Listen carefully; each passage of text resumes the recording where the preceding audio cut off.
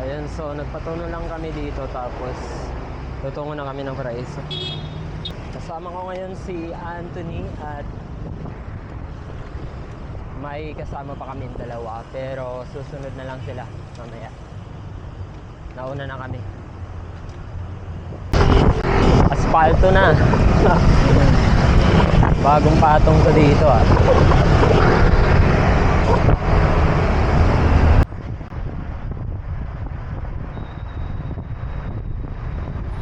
Hello, what's up guys? Tara, samahan nyo kami sa ride namin dito sa San Jose del Monte, Bulacan, kung saan ang paborito naming tambayan. Nandito na kami ngayon sa kasagsagan ng Caloocan sa Quirino Highway at as usual, super traffic dito. Mabuti na lang this time hindi ganun ka-traffic, pero dito medyo corner lang kami dito, pero banda dito nakaluwang na kami. Ayan, so super bilis ni kuya ng batang ito at mamaya-maya hahabulin siya ni Anthony.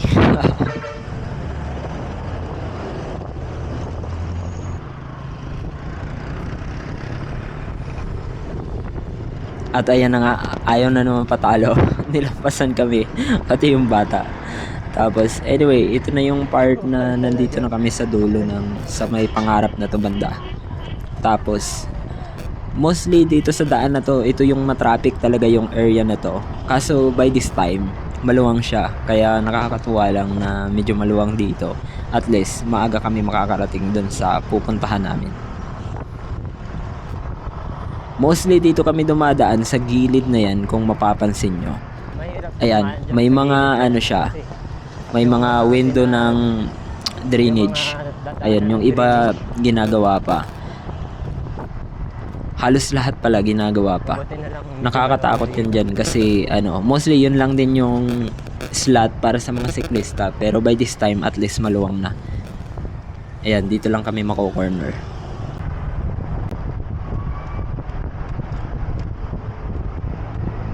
To, dulo na ng pangarap to. Kasunod nito yung tulay na, tapos papasok na kami sa bayan ng San Jose del Monte. Shit.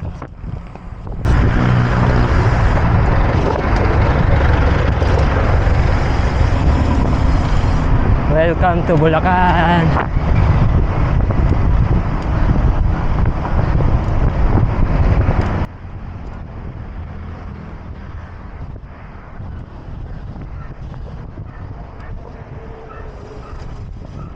By this time, uunahan ko na sila dito sa pag-ahon kasi ayokong nabibitin kapag umaahon ako. Ang hirap kasing huminto kapag nakaklits.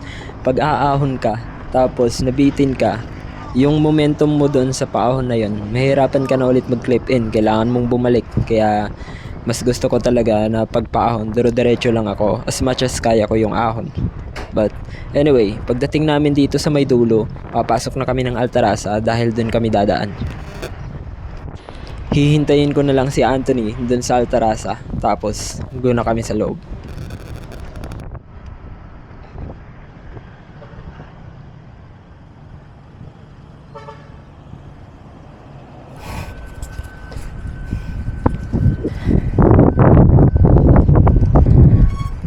Amaya Steps Altarasa. Ayan, so ganda dito. 10 yata ng umaga yung open, tapos makakapag-bike ka ulit dito ng 4 o'clock in the afternoon. Okay. Nakapag-shift ka na ba?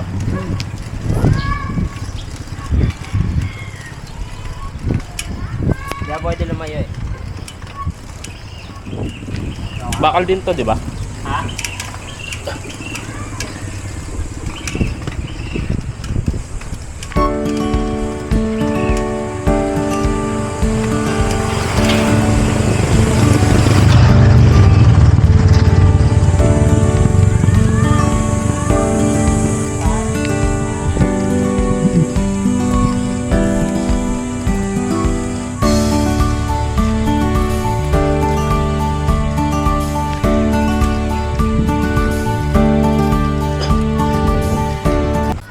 Ayun, so pag-aahon kayo ng naka-one hand, seat nyo muna yung gear nyo dun sa medyo komportable kayo. Yung hindi naman masyadong malambot, hindi rin naman masyadong matigas. So, sakto lang para hindi kayo napipitin.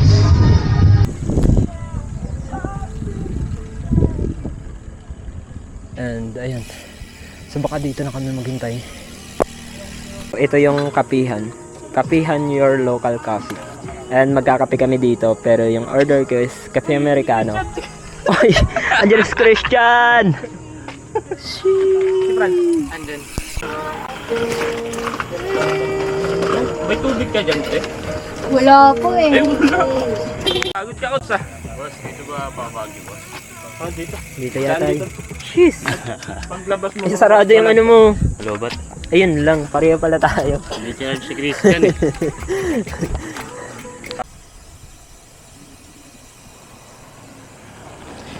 Ito na yung part na mahabang lusong dito. Pag ni-reverse mo to, around 500 meters rin yata itong aahunin mo, kaya mapapagod ka rin dito. But luckily, hindi na kami dadaan dito mamaya dahil mag-shortcut na kami doon sa may off-road at ang labas namin nun ay sa Tanawin. Ayan, sobrang ganda ng pagkakabulusong mo dito. Medyo natatakot lang ako dito kasi nag-overthink ko, baka subabog yung tire ko ganun or something pag lumulusong ako ng napakabilis. Pero yung maximum ko lang natakbo dito is around 48 lang yung max ko talaga.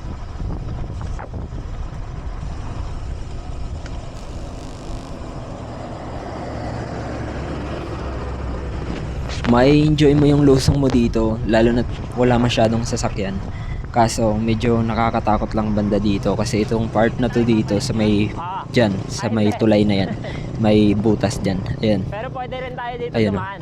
Medyo hindi maayos yung kalsada or parang rough road siya.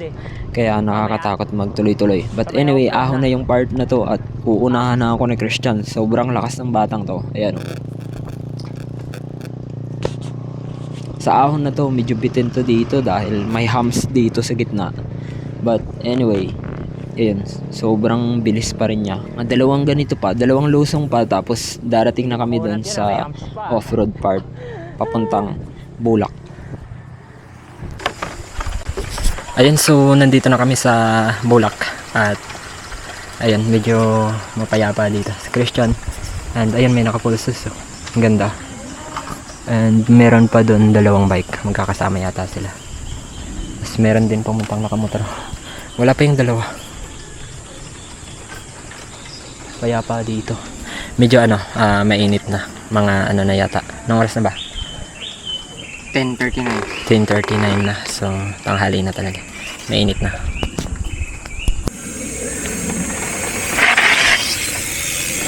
Aangas.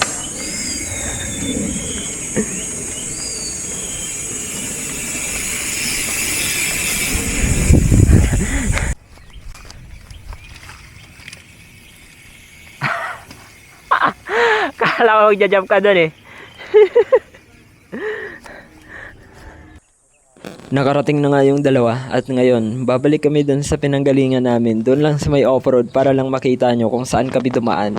But anyway, sobrang satisfying kasi dito magbike kaya gustong gusto ko pa rin dito bumalik sa lugar na to. Nag-shortcut na si Christian. Ayan, so off-road to, malayo-layo rin tong off-road na to. Ayun si Christian nag-shortcut na. Ayun. So, whoop. Siguro mga around 1 kilometer din to mula doon sa highway. Pero hindi na kami aabot doon sa highway yung pabalik namin na to. Dahil hanggang doon lang kami sa may inahunan namin. Titingnan ko lang kung saan yung daan na yun, yung pataas kanina.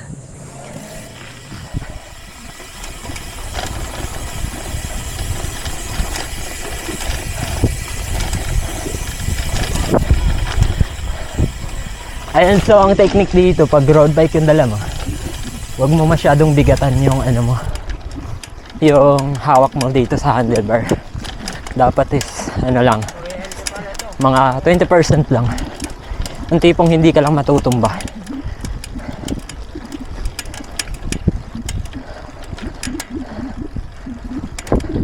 Daan tayo dito dyan, oh.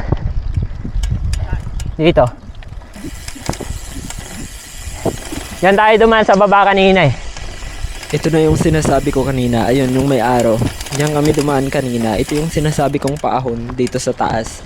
Kaso, akala ko kung saan yung daan nito. Pero doon lang din pala tatagos to. Iikot lang doon sa part na yon. At nandito na kami ulit sa Bulak.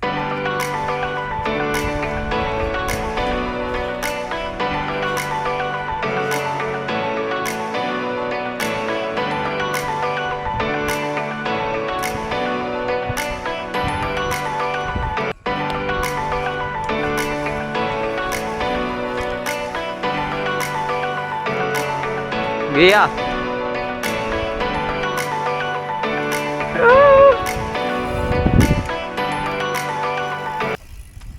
Kaya na nga, susubukan niya mag-jump dito.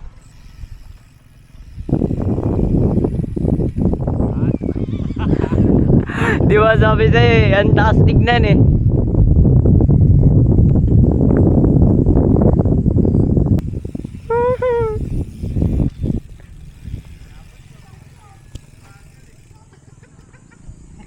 Taas no.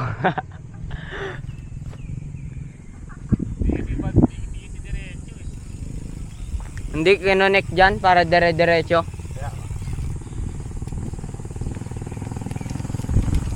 All yung unang feel ko eh. May pumilit lang sa akin eh. May nagbulong sa tainga ko eh. Gawin ko yun eh sa bike mo eh.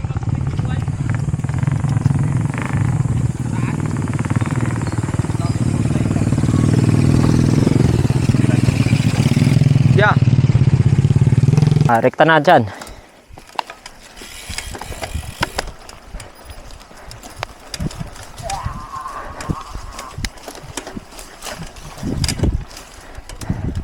Aumbay. Okay, faster.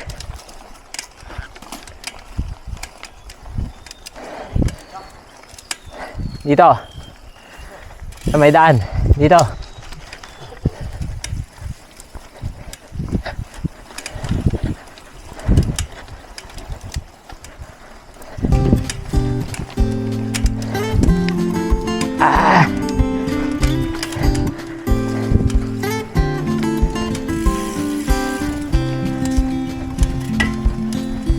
Bababay. Mabato dyan sa taas. Sa kabila. Kanan. Yan.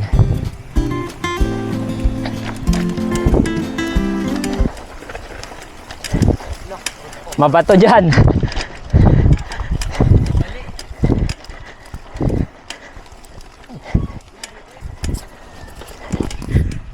Ayan, so for the off-road kami dito.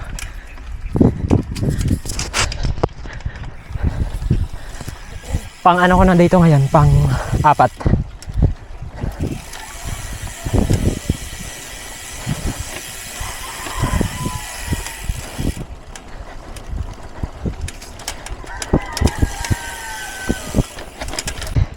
Itong ahon na to, maikli lang to pero parang ang taas. Pero sa camera, hindi naman. Ayun o. Ganyan lang siya. Nandito si Christian tapos si Franz. Si Anthony napakalakas. Napakalakas oh.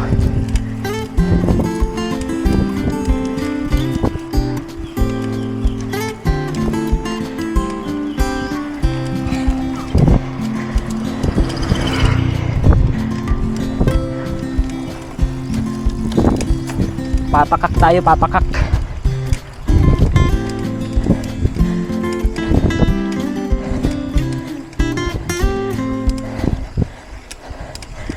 Mga nasa 13 din yata yung gradient nito.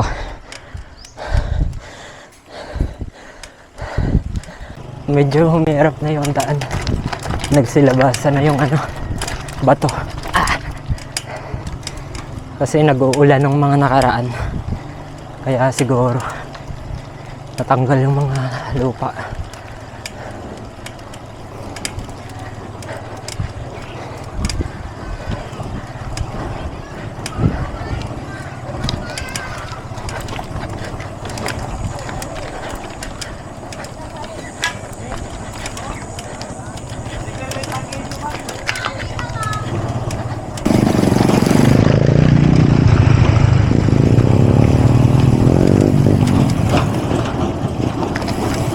Yun. Malapit na. Diyan na lang sa unahan konti. Unahan yan sa may namin. Palas kuya.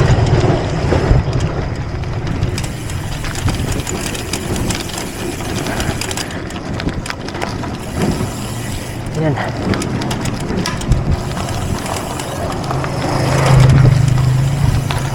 Shit.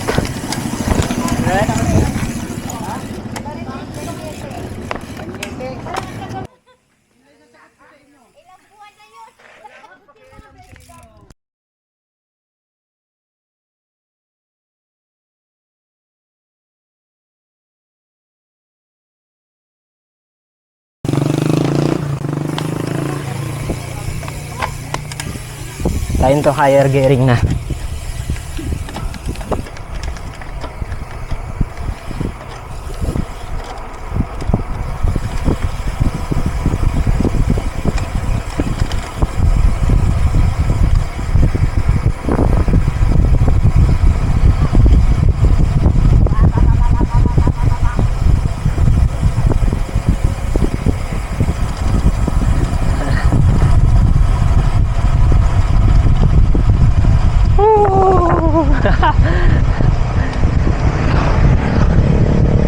Ayan, so sabitan namin naman. Ha? Diyan ko sana atin tayo.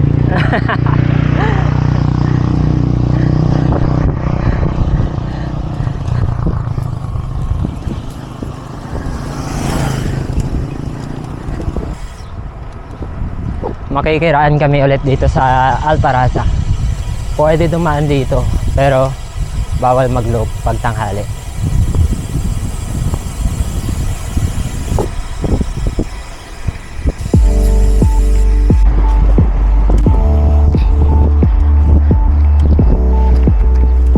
Pero may trilo.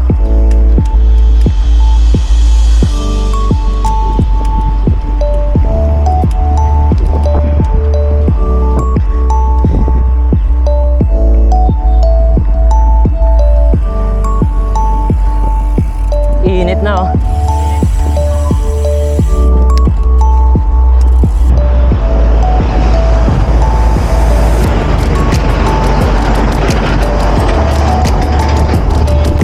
Andito na ako banda sa may Liparo yata to.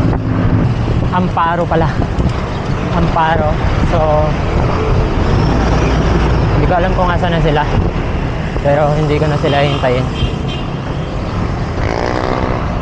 Doon ako maghihintay sa SM Fairview. Ang init-init kasi. Probably mga around 12:30 right now. And ayan. Mabuti na lang nawala yung araw. Sandali. Dito lang ako. Tapos wala na ulit. Pero at least natakpan na yung dong sira kalsada. And ayan. Fatima na to.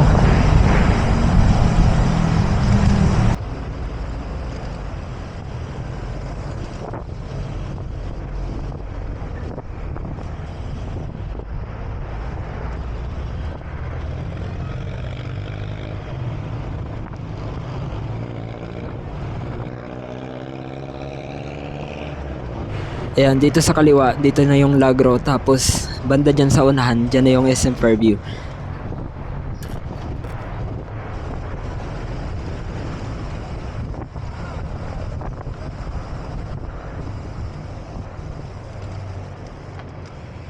Ayun, so ito na yung SM Fairview. And hintayin ko na lang sila dito. At dito na magtatapos yung ride namin today. Bye-bye.